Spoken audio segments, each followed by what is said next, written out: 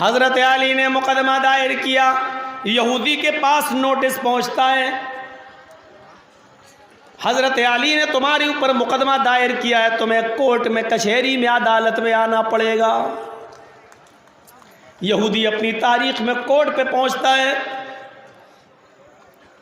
اس کٹگھرے میں حضرت علی کھڑے ہیں اور اس کٹگھرے کے اندر یہودی کھڑا ہے۔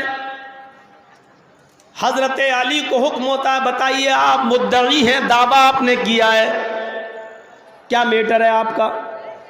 حضرت علی نے کہا کہ میں نے اس کے پاس زرہ دیکھی ہے، وہ زرہ میری ہے، اور 6 مہینے پہلے وہ زرہ کھو گئی تھی، وہ اس یہودی کے پاس ہے، میں چاہتا ہوں کہ میری زرہ مجھے دے دی جائے۔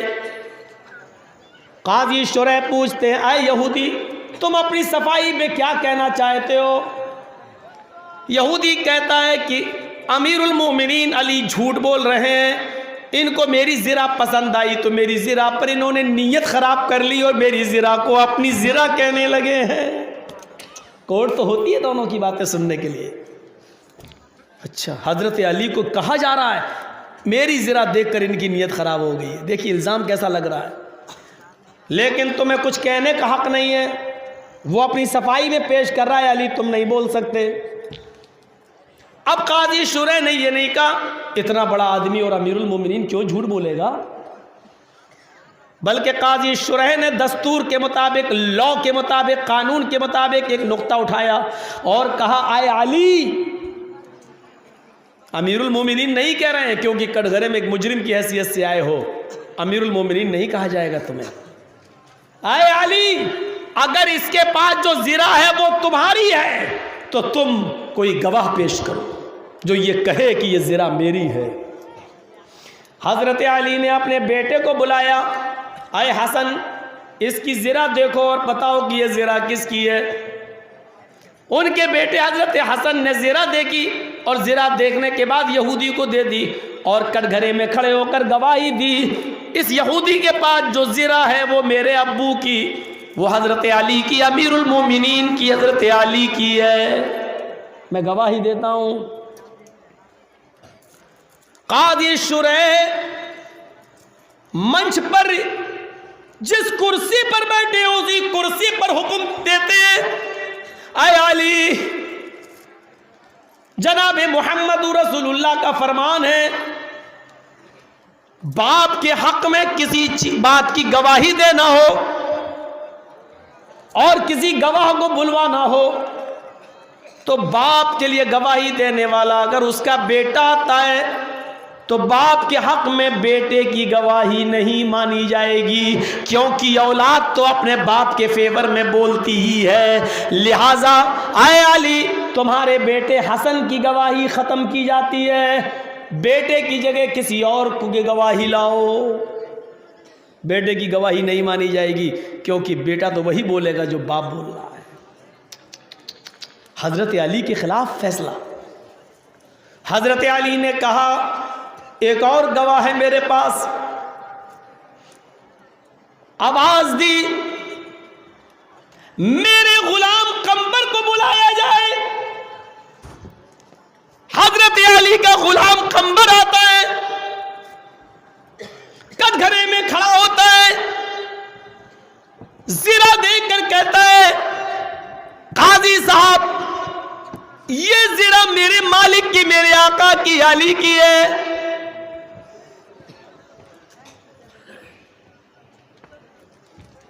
قاضی شرح غلام کی گواہی سنتے ہیں تو کہتے ہیں کہ تم کس کے غلام ہو؟ کہا حضرت علی کے۔ قاضی شرح کا حکم دیکھیے، اے علی سوری، علی سوری، غلام کی گواہی بھی مالک کے حق میں قبول نہیں کی جائے گی، کیونکہ بہت سے غلام اپنے مالکوں کی دھمکی اور اپنے مالکوں کے کھلانے اور پلانے کی وجہ سے مرعوب رہتے ہیں اور وہ وہی بات بولتے ہیں جو ان کا مالک چاہتا ہے۔ لہذا قرآن و حدیث کی روشنی کے مطابق مالک کے حق میں غلام کی گواہی بھی قابل قبول نہیں ہے۔ نہ آپ کے بیٹے کی گواہی مانی جائے گی نہ آپ کے غلام کی. اب کوئی ایسا آدمی لے کے آؤ جو نہ آپ کا رشتہ دار ہو, جو نہ آپ کا بیٹا ہو, جو نہ آپ کا غلام ہو, کوئی دوسرا آدمی ہو جو آپ کے بارے میں گواہی دے کہ یہ زنا میری ہے. حضرت علی فرماتے ہیں سوری قاضی صاحب میرے پاس میرے بیٹے اور میرے غلام کے علاوہ کوئی گواہ نہیں ہے. چاہتے تو حضرت علی جھوٹے گواہوں کی لائن لگا دیتے. امیر المومنین کی بات کون نہیں مانتا؟ مودی کی بات کون نہیں مانے گا؟ سب مان رہے ہیں نا. الیکشن کمیشن تک تو ان کی بات مان رہا ہے, سپریم کورٹ تک تو ان کی بات مان رہا ہے, سی بی آئی, ای ڈی سب تو ان کی بات مان رہے ہیں. تو حضرت علی کی بات کون نہیں مانتا؟ کون نہیں مانتا؟ چاہتے تو جھوٹے گواہوں کی لائن لگا دیتے, لیکن حضرت علی نے انسانیت دکھائی اور کیا کہا؟ بیٹے اور غلام کے علاوہ میرے پاس کوئی گواہ نہیں ہے, آپ کو جو فیصلہ سنانا ہو سناؤ. قاضی شرح قلم چلاتے ہیں. حضرت علی اپنی زرا کی گواہی کے لیے پکے ثبوت نہیں دے سکے اور سچے گواہ نہیں دے سکے.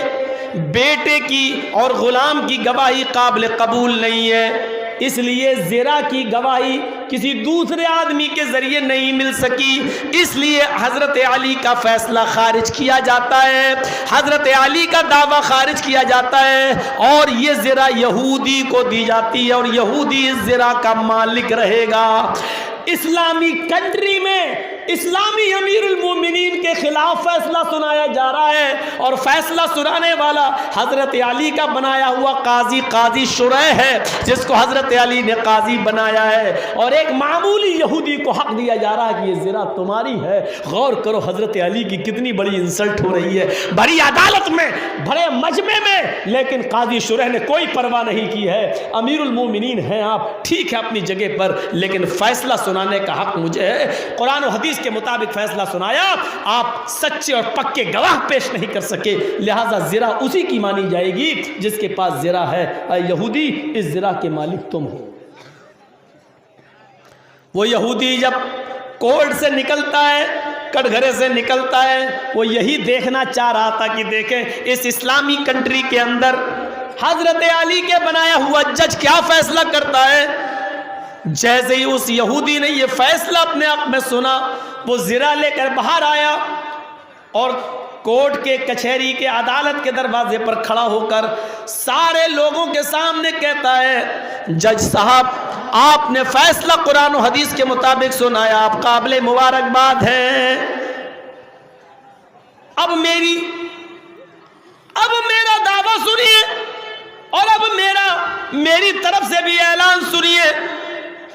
قاضی صاحب آپ نے جو فیصلہ سنایا میرے حق میں وہ صحیح ہے. میں یہی دیکھنا چاہتا تھا کہ بیٹے کی اور غلام کی گواہی آپ مانیں گے یا نہیں مانیں گے. آپ نے نہیں مانی, آپ نے اچھا کام کیا, لیکن اب میں بھرے مجمع میں اعلان کرتا ہوں یہ زرا حضرت علی ہی کی ہے, یہ زرا علی ہی کی ہے. وہ اپنے گھر کے دروازے پر اس زرا کو چھوڑ گئے تھے, ان کا غلام پانی لینے چلا گیا, تنہائی کا فائدہ اٹھا کر ان کی اس زرا کو میں نے لے لیا, 6 مہینے تک چھپائے رکھا اور 6 مہینے کے بعد اس کو حضرت علی کے سامنے لے کر آ گیا کہ دیکھیں 6 مہینے کے بعد یہ پہچانتے یا نہیں پہچانتے. انہوں نے پہچان لیا, مقدمہ دائر کیا. میں کہتا تھا یہ زرا میری, یہ کہتے تھے میری. اب میں کورٹ کے ذریعے انصاف دیکھنا چاہتا تھا, کورٹ نے بھی میرے حق میں سچا انصاف کیا. اب اس انصاف کا اور قرآن و حدیث کی تعلیم کا تقاضا یہ ہے کہ میں جس کی زرا ہے اس کو واپس کر دوں اور اس بات کا اعتراف کروں یہ زرا میری نہیں ہے.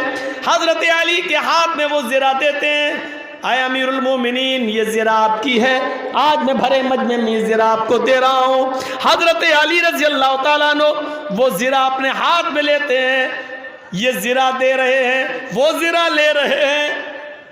اس یہودی نے کہا اے علی آج اپنے خلاف آپ نے خاموشی کے ساتھ فیصلہ سن لیا, نہ قاضی کو ہٹایا, نہ جج کو ڈانٹا, نہ آپ نے اس فیصلے کے خلاف کوئی حکم جاری کیا. آپ کے صبر نے مجھے مجبور کر دیا اس بات کے لیے کہ آپ جس مذہب پر عمل کر رہے ہیں اس سے پیارا مذہب اس دنیا میں کوئی نہیں ہے۔ اب آئے قاضی صاحب بھرے مجمع میں میرا اعلان سنیے، اشہد ان لا الہ الا اللہ واشہد ان محمدن عبدہ ورسولہ، میں اس بات کی گواہی دیتا ہوں کہ اللہ کے علاوہ کوئی معبود نہیں اور محمد صلی اللہ علیہ وسلم اللہ کے سچے بندے اور رسول ہیں۔ میں بھی اسی مذہب سے اپنا رشتہ جوڑ رہا ہوں جو اتنا زیادہ انصاف پسند ہے اور اتنا زیادہ انصاف پرست ہے، میں اسی مذہب سے اپنا رشتہ جوڑ رہا ہوں۔ قاضی نے یہ نہیں دیکھا کہ کس کے خلاف فیصلہ جا رہا ہے، اسی کو قرآن کہتا ہے وَلَا يَجْرِمَنَّكُمْ شَنَآنُ قَوْمٍ عَلَىٰ أَلَّا تَعْدِلُوا، کسی قوم کی دشمنی تمہیں انصاف کا مرڈر، انصاف کا خون کرنے کے لیے مجبور نہ کر دے۔ دشمنی اپنی جگہ پر ہو سکتی ہے لیکن اس دشمنی کی وجہ سے آپ صحیح انصاف نہ کرو۔ یہ فیصلہ میرے دشمن کے لیے کیسے جا رہا ہے؟ انصاف کا مرڈر۔ کیا سمجھا آپ نے قرآن کی اس آیت سے؟ کیا فیصلہ لیتے ہیں آپ؟ انسانیت کا سب سے بڑا درس کون دے رہا ہے؟ مصر کا گورنر بنایا تھا حضرت عمر فاروق نے حضرت عمر ابن عاص کو۔ سنیے، اب ہم یہاں کہاں رکھیں گے؟ دیکھیے یہ لیجیے، اب بتاؤ ہم پکڑ کے پیئیں گے بولیں گے؟ اب ایسے کریں گے تو پیچھے نہیں جائے گی شاید۔ تھوڑی سا اتنا تو سینس ہونا چاہیے آدمی کے پاس، یا تو یہاں کوئی چیز رکھی ہو تو چلو بس پیتے جائیں رکھتے جائیں۔ آئیے اور سنیے، آج بہت سی گرہیں اور باطل چھٹیں گے، لوگ سوچنے پر مجبور ہوں گے کہ اسلام نے انسانیت کا اتنا بڑا مقام بتایا ہے۔ اب یہ بھی غلط ہے، الٹی طرف رکھنا، اس میں بھی کیڑا جا رہا ہے، مچھر۔ ایک اور واقعہ سنیے، آپ سننے کے موڈ میں ہے نا تو آپ سنیے اور انصاف کریے۔ آپ تو اپنے بیٹوں کے درمیان انصاف نہیں کر سکتے ہو، اپنی اولاد، 4 بیٹے ہیں، جس بیٹے نے زیادہ خاطری کی اس کو زیادہ دے دو، یہ اس نے زیادہ دیکھ ریکھ کی میری، اس کو مرنے دو کمینے۔ بس تم اپنے اولاد کے درمیان انصاف نہیں کر سکتے ہو۔ قرآن تو یہ کہتا ہے کہ دشمنوں کے ساتھ بھی تمہیں انصاف کرنا ہے، غیر مسلموں کے ساتھ بھی تمہیں انصاف کرنا ہے۔ عدل کا تقاضا یہ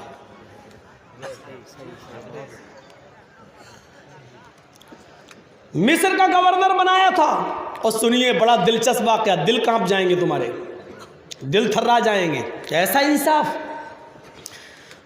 حضرت عمر فاروق نے مصر کا گورنر بنایا، کس کو؟ عمر ابن عاص، عمر ابن عاص کو۔ مصر کے اندر عمر ابن عاص کا بیٹا گھوڑا دوڑا رہا تھا اور اس نے نعرہ لگایا کیا مجھ سے بھی زیادہ تیز رفتار میں کوئی گھوڑا چلا لے گا؟ تو ایک یہودی بچہ تھا، چھوٹا بچہ، اس نے عمر ابن عاص کے بیٹے سے کہا آؤ مقابلہ کر لیتے ہیں۔ کہا آؤ کر لو۔ دونوں لوگوں کے گھوڑے ایک ساتھ چلے، 1 2 3 ہوا، دونوں کے ایک ساتھ گھوڑے چلے۔ یہودی بچے نے کسی طریقے سے ایکسپیرینس تھا، اس کو تجربہ تھا، اپنے گھوڑے کو ایک ایڑ لگائی اور گھوڑا اتنی تیز چلا کہ تھوڑی ہی دیر میں اس نے عمر ابن عاص کے بیٹے کے گھوڑے کو پیچھے کر دیا اور یہودی کا بیٹا گھوڑ دوڑ میں آگے نکل گیا۔ جب ریس ختم ہوئی تو عمر ابن عاص کا بیٹا نکلا، گھوڑے سے اترا اور اترنے کے بعد اس یہودی بچے کو ایک تھپڑ مارتا ہے، چھاٹا سر پھل گیا اس کا۔ وہ بچہ جانتا نہیں تھا یہودی کا یہ کس کا لڑکا ہے۔ اس نے کہا تم نے مجھے بیجا مارا ہے، آپ نے خود ہی کہا تھا کہ کون ہے جو مجھ سے آگے نکل جائے، مقابلہ ہمارے اور تمہارے درمیان برابر ہوتا ہے۔ پھر ہم گھوڑے کو لے کر آگے نکل گئے، تو اس پر آپ نے مجھے تھپڑ کیوں مارا ہے؟ آپ نے اکارڑ مارا ہے، بے وجہ مارا ہے، بلا سبب آپ نے مجھے مارا ہے۔ اس نے کہا چپ، ابھی ایک اور ماروں گا تمہیں تھپڑ۔ کہا ٹھیک ہے آپ مجھے مار سکتے ہیں، لیکن یہ مقدمہ میں امیر المومنین عمر ابن عاص کی عدالت میں لے کر جاؤں گا۔ جب اس نے عمر ابن عاص کا اس کے باپ کا نام لیا تو عمر ابن عاص کا بیٹا مسکرا کر کہتا میرا کچھ نہیں ہوگا، جاؤ مقدمہ دائر کر کے دیکھ لو، میرا باپ اس علاقے کا امیر ہے، میرا کچھ نہیں ہوگا، وہ امیر المومنین ہے۔ یہودی بچے نے سنا کہ جب اسی کا باپ امیر المومنین ہے تو شاید وہ اپنے بیٹے کی حمایت کرے گا اور مجھے انصاف نہیں دے پائے گا، اس لیے معاملہ خاموش رہا، معاملہ دب گیا۔ اس نے کہا ہی نہیں، جرجیت صاحب کو معلوم ہے کہ اس لڑکے نے مجھے گالی دی ہے، میں عدالت میں مقدمہ دائر کر دوں اور جب یہ پتہ چل جائے کہ اسی کا باپ ودھائک ہے اور ایم پی ہے تو میرا کیا ہو جائے گا، پولیس کو فون کر دے گا، معاملہ دب جائے گا، تو چھوڑو، بہتر یہ ہے کہ خاموشی رہو، بے عزت ہونے سے کیا فائدہ۔ یہی سوچ کر وہ یہودی بچہ خاموش رہ گیا۔ لیکن حضرت عمر ہر علاقے کا دورہ کرتے تھے، 1 مہینے کے بعد وہ مصر میں پہنچتے ہیں تو حالات کا جائزہ لیتے تھے اور لوگوں کو بٹھا کر پوچھا کرتے تھے تمہیں کوئی پریشانی تو نہیں ہے، اپنے امیر سے، عمر ابن عاص میں کوئی کمی تو نہیں ہے، لوگوں سے پوچھتے تھے اپنے امیر کے بارے میں جس کو ہم نے گورنر بنایا ہے وہ صحیح کام کر رہا ہے کہ نہیں کر رہا۔